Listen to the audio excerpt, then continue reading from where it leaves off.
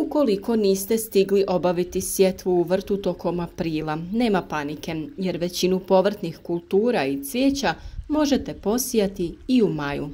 A ono na što trebate pripaziti je pojava većeg broja štetnika.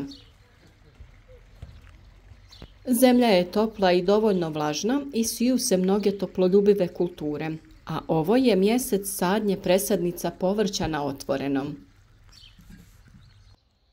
Poljoprivreda je proizvodnja pod vedrim nebom, a vremenski uslovi su i ove godine to dokazali. Visoke temperature, pa mraz i suša, samo su dio problema ovog proljeća. Međutim, sada je vrijeme za pozitivu i nadajmo se da će ovaj mjesec donijeti bolje uslove, jer s njim nam stiže toplije vrijeme, ali i veći broj radova u vrtu. Maj je mjesec u kome konačno možemo odahnuti. Pred nama su dani sa stabilnim vremenskim prilikama. Opasnost od mraza je sve manja, a biljke intenzivno rastu i razvijaju se. Ipak treba uzeti u obzir zadnju mogućnost pojave mraza koja je u našim krajevima oko 19. maja, ali sve se može očekivati u ova nepredvidiva vremena. Tako da za svaki slučaj imajte pri ruci agril platno i budite spremni da u vrtu zapalite neku vatru koja će sa dimom da smanji eventualne štete od mraza. Zemlja je topla, dovoljno vlažna, a temperatura zraka u prosjeku ne pada ispod 10 stepeni Celzijusa. Idealni su uslovi za sjetvu toploljubivih kultura direktno u zemlju. Također, sada na otvorenom sadimo presadnice ranog bilja. Prazne gredice se prekopavaju i na njih se dodaje stajsko gnojivo ili kompost. Kompost iz stajnjak je najbolje dodati pri jesenskoj obradi tla, ali također ga možete dodati i neposredno prije sadnje, no tada je potrebno napraviti nešto dublje kanale te prekriti ga tankim slojem zemlje. Na taj način ni biljka ni sjemen neće doći u izravni kontakt. A poštujući plodored u tako pripremljene gredice, izravno možete sijati salatu, mrkvu, peršin, ciklu, blitvu, rotkvicu, korabu, krastavce, tikvice, dinje, lubenice, bundeve, grah mahunar i zrnaš, bamiju i kukuruz šećerac. To su samo neke od kultura koje imaju idealne uslove za nicanje i rast. Zemlja je dovoljno vlažna i topla za sjetvu graha i mahuna. Na tržištu je veliki izbor sorti različite dužine vegetacije. Njihovom kombinacijom i sukcesivnom sjetvom svakih 10 do 15 dana možete mahune brati do kasne jeseni. Pravi je termin i za krastavce, dinje, lubenice, kikiriki, tikvice i tikve na otvorenom. Ako ste propustili kraj aprila za sjetvu ovih povrtnica ili ako nisu nikle, sada je optimalno vrijeme. Zbog povoljnih uslova niču već nakon 6 do 12 dana. A ukoliko sjemenke namočite u vodi tokom noći, klijanje i nicanje će biti još brže. Nemojte ih sijati previše gusto ili ćete poslije morati obaviti prorjeđivanje mladih biljaka, ali za svaki slučaj možete staviti po 2 sjemenke kako bi bili sigurni u uspješno nicanje. Tu drugu možete kasnije ili iščupati ili presaditi na neko drugo mjesto. Ovisno o vremenskim uslovima možemo sijati i grašak, no treba imati na umu da on nije ljubitelj suše i vrućine, a onom ranije posijanom možete osigurati potpornje za rast kako ne bi previše polegnuo. U maju se mogu saditi i začinske biljke. Mrkvu, peršin, celer i pastrnjak također možemo posijati. Potrebno je obratiti pažnju da ne dođe do isušivanja površinskog sloja zemljišta. Mrkva, peršin i celer često neće nići jer se sa zemljom isušuje i aktivirana klica. Sada je vrijeme i za sjetvu kasnih kupusnjača koje ćemo saditi u junu, razno cvijeće, ukrasne, ljekovite i začinske biljke. No, maj je mjesec sadnje presadnica paprike, ljute paprike, patliđana, naravno paradajza, krastavaca i drugih povrtnica na otvorenom. Sadnja na stalno mjesto je izuzetan stres za mlade biljke. Na nama je da ga što više smanjimo. Zato prije nego ih iznesemo iz zaštićenog prostora u kojem smo ih uzgajali, potrebno ih je kaliti. Šta to znači? Treba ih priviknuti na vanjske uslove. Naglo iznošenje tih biljaka dovelo bi do pojave ožegotina od sunca, čak i do propadanja nepripremljenih biljaka. O toj temi imate poseban video, kako postepeno biljku priviknuti za boravak na otvorenom.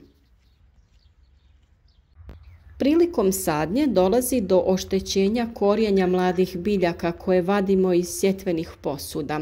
Zbog toga trebamo imati presadnice sa što razvijenijim korijenom, zdrave i snažne. Neki uzgajivači prakticiraju da mlade presadnice pikiraju direktno na stalno mjesto. Tako dobivaju biljke koje razvijaju korijen odmah u tlu jer ih se ne presađuje 2 puta.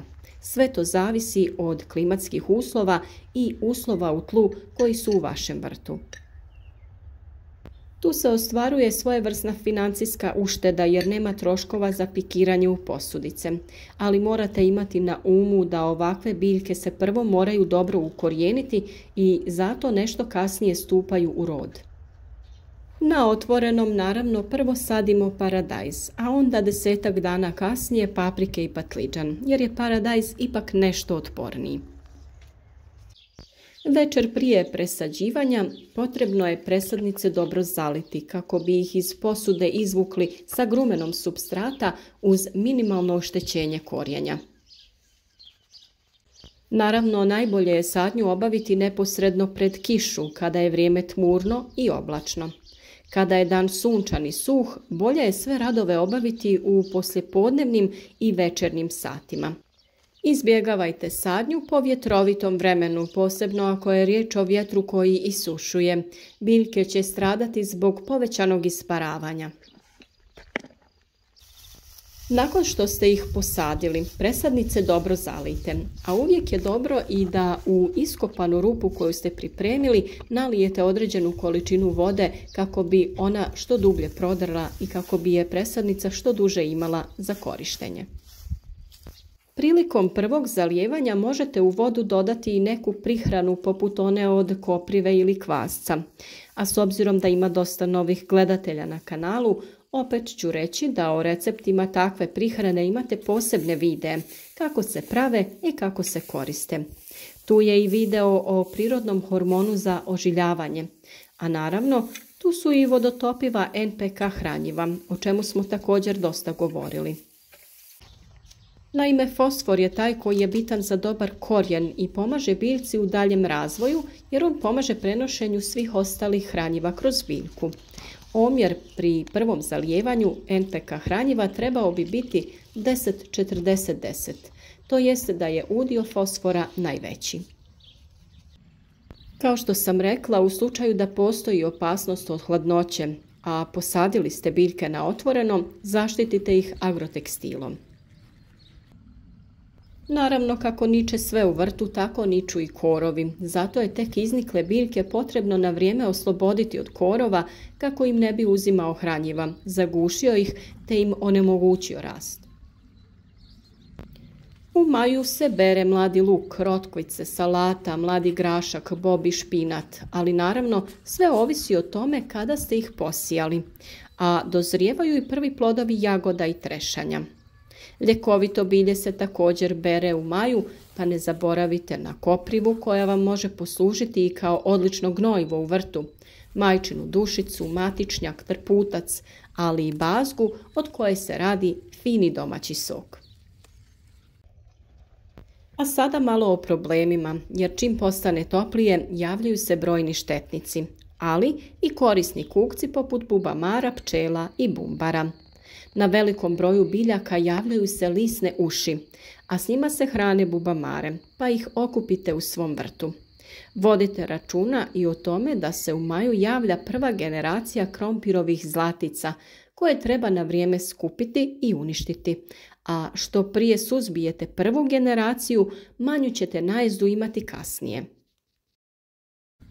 Problem naravno kao i uvijek stvaraju i puževi, pogotovo kada je riječ o vlažnim uslovima, pa ih na vrijeme treba sakupiti i maknuti iz vrta. O štetočinama i njihovom suzbijanju postoje već videi na našem kanalu, ali kako se i mi susrećemo s tim problemima, tako ćemo vam prikazivati naše načine borbe protiv štetnika i naravno u narednim danima objaviti video i na tu temu. Dvogodišnje cvijeće poput mačuhica, potočnica polako završavaju svoj životni ciklus i postupno ih možemo zamijeniti jednogodišnjim biljkama, odnosno ljetnicama koje će vrt krasiti sve do jeseni. To su primjerice begonija, dalija, kadifice, vinke, vodenike, neven, prkos i slični.